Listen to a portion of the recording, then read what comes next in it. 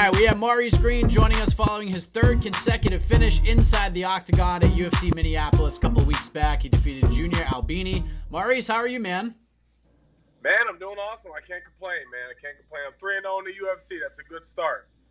So rumor has it, after the big win, you decided to take some time for yourself. You took a bit of a vacation. How was it, and what did you end up doing on your time off?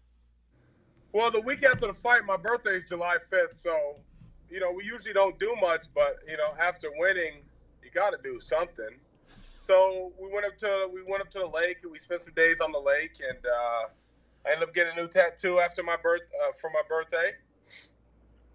Nice. And, man, just that's it. Nothing crazy. Just just a little relaxation station. What kind of tattoo did you get? Anything meaningful? Anything cool? I got a pig over my knee, that like a hog, and it says bacon underneath. For real. Is there any significance behind said tattoo there? Yeah, so my fiance is going to get the same pig in color. It's going to say pork and beans because I bring home the bacon and she takes care of the pork and beans. That is the best thing I've ever heard in my entire life. Right? See? Wow, I love that. I was like, why would you tattoo a pig on you like that? Well, everybody has their own meaning for tattoos. It was a local artist in Breckenridge, and when I was up training, they came to visit for a week, and me and my fiance had a night in Breckenridge, Colorado, and I bought this hat with this pig on it. And I liked it so much that I got a tattoo. That's outstanding. What a great story that is.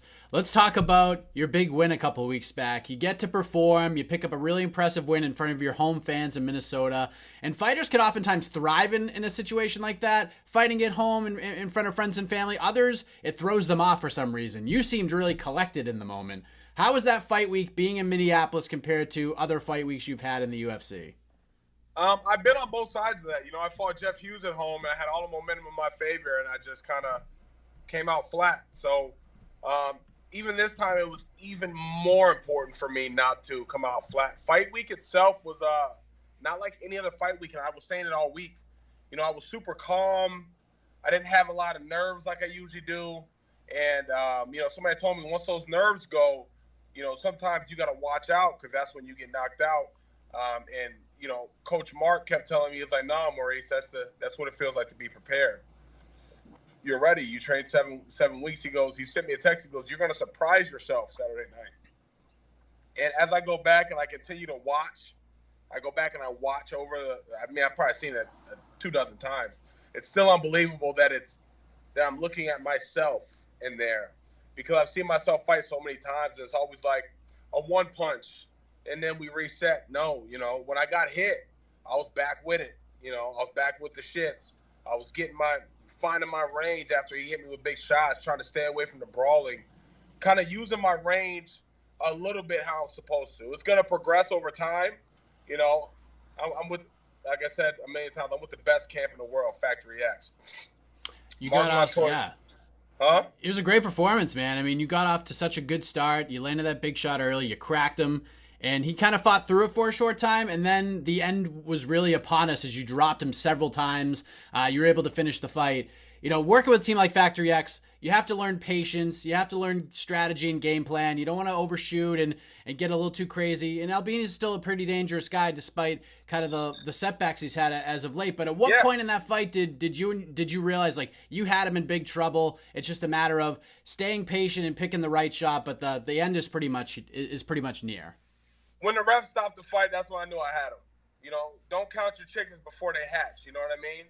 And there was no point in that fight that I ever thought, "Oh, I'm good. I'm gonna finish it," because it only takes one in this division, people. It only takes one. So once the ref pulled me off, I knew it was mine. Even he's a Brazilian Jiu-Jitsu brown belt. What if he shelled up real quick so he could turn and create some space? And I don't know.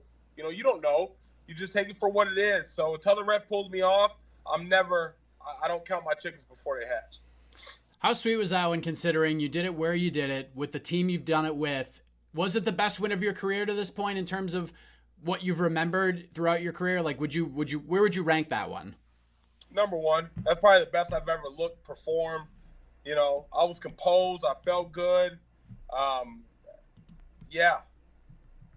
I mean, I don't know. I'm gonna stay on this track. I don't know who stops me. You know, obviously somebody could stop you, right? But we don't all do this saying, well, I may lose. No, fuck that. I'm gonna be a world champ. I don't know who stops me. The only person who stops me is this person right here, me. After the fight, you called out Andrei Arlovski, and a lot of people on Twitter gave you crap about that. Not because of the name, but because he had a fight booked already. But I'm going to defend you a little bit here, Maurice, because it's not like his fight with Ben Rothwell is booked in November. It's next weekend. It's less than a month after your win over Junior Albini. Time frame-wise, it lines up pretty good. It's not out of the realm of possibility that this fight could be booked. So were you seeing that chatter from people, in essence, calling out your call-out? No, think about it this way. The guy's in shape. He goes out, he puts on a performance, and he comes out unhurt. You know, we can fight in September, you know. And it comes from a pretty humble place. You just got to beat legends, man. Like you can't expect to make it to the top if you don't beat a couple legends, you know. You got to be smart with how you pick them and when you pick them. Everything's about timing in this game, and I think it'd be a good matchup, you know. From a super respectful and humble place, you know, I would like to mix it up with him, you know. So the ball's in the UFC's court. You know, I don't want to waste no time on the mic saying, no, I'll let the UFC pick. No, if I can call my shots and they give me what I want, you know, that's your best bet. You know, I talked to my coaches. You know, we had this conversation with who.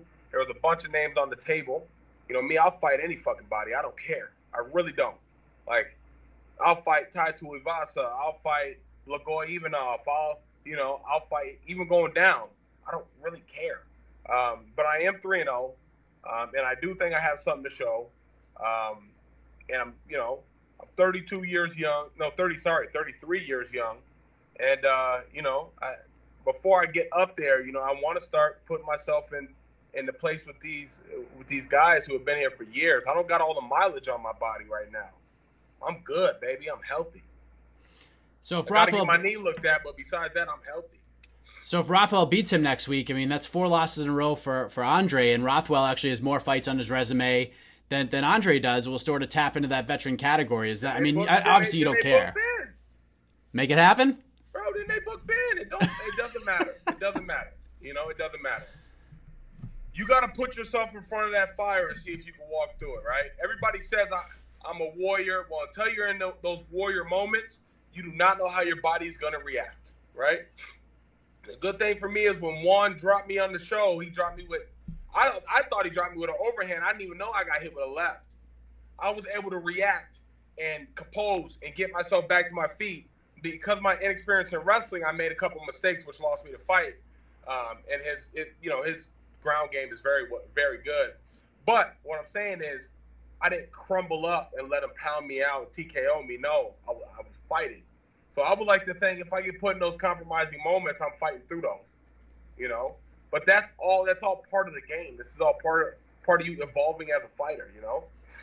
I would agree with that. And so in a perfect world, whether it's Arlovski or Rothwell or Ivanov or whoever it is that they may put in front of you, when would you like to get back in there? Have you looked at the calendar, timetable wise, when you'd like to return, or does that even matter at this point?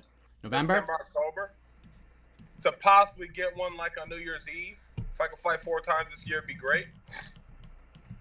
I like that. Staying active, making that name for yourself here in 2019. I like it. Man, the Crochet Boss is coming full go. You know, my fiance just redid all my yarn stuff, and it's looking beautiful. It's what your grandma's would look like, but it's for the Crochet Boss. And I got some more yarn coming in. I got some, you know, I'm working on my website. You know, you have to get it while it's here. You know, these windows don't last long, and you could be here today, gone tomorrow. That's how this industry works. So you have to kind of take advantage of all these moments, all these good moments. And, you know, if I want to do this as a full-time job, you know, we got to fight. You know, we got to continue to build this following for the Crochet Boss. Do you feel the momentum behind you right now? I mean, obviously in the cage, you've finished 3 fights in a row, but in terms of like fanfare and everything and how people are responding to you, because I mean, I could see it from afar, like being on social media, more people are talking about you. Fans are excited to see you compete. They're talking about you a lot. Plus your love for crocheting, like you just mentioned, that's kind of tapping into a different kind of a fan base, which I'm noticing is working for you as well. Are you feeling this all come together for you at this point? Yeah, slowly. I I don't sit down and dwell on it because I don't feel like I'm there yet. I don't feel like I'm successful yet. I got some to do things to check off my to do list. So I try not to like sit here and think about it. I try to just think about me being, I'm a regular ass dude that used to go to the same gym every day. I'm still that regular ass dude. I just do something not unusual, usual dude that does something unusual. I like it, man. Maurice Greene joining us on the program, coming off his first round finish of Junior Albini at UFC Minneapolis a couple weeks ago. Maurice, thank you as always. These interviews just continue to get better and better. I really enjoy talking to you. I got really excited when your name got brought to my attention. Before we let you go, let the folks know where to find and follow you on the web, social media, shout outs, anything else you want to get off your chest, man. Where to get all the crochet stuff. The floor is yours. Hey, shout out to Mike Heck for having me on, man. He's always great. But you can follow me, man.